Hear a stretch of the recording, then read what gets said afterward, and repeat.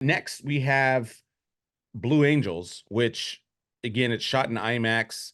You could see it in theaters now, which I highly recommend, mainly because this is the type of film you is better in a theater versus it's not going to have kind of the same impact with I have that feeling of the Jets. feeling the Jets. I mean, I ended up taking our dad there. You know, my dad is a former Navy guy. I saw Top Gun Maverick with him, and so this was like that movie. I'm like, I got to take my dad to see this one. So we went yesterday actually, and it was a blast. I mean, it's always great to kind of see the behind the scenes of things, and we went to air shows as kids. I remember I've seen the Blue Angels probably once or twice. I'm not sure exactly how many times.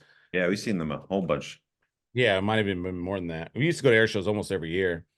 And so it was just kind of cool to see the behind the scenes, kind of what it takes, the precision, because sometimes it looks easy and you realize kind of what they have to go through, uh and then just the history and yeah, it was a great documentary.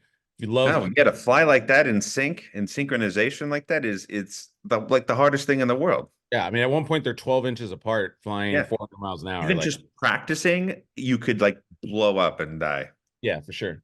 Crazy. And they talk about the G forces, like, putting the pilots through the centrifuge, and you know people pass out during that, and ultimately that cost one of the pilots back in 2016, I believe.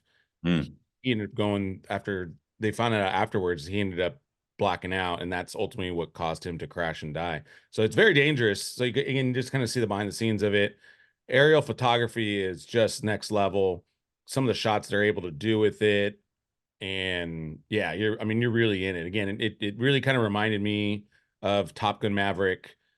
Hans Zimmer's like the musical producer, executive producer. He's not the one that composed it, but it's a great job on the music as well. Everything is really, really well done. It's top-notch documentary. If you're interested in this kind of thing, I think it's fantastic. I think it's great for if you want to take your kids to it. Again, see it in IMAX. I highly, highly recommend, because it's a thrill ride in that sense, of all the flying, and even for me, it just took me back again to the air shows. Like, I kind of want to go see an air show again. I haven't seen one in a minute. Yeah, their shows are fun. Yeah, so check it out. But again, it comes out Amazon Prime on Friday, so you can also check that out if you're not able to make theater.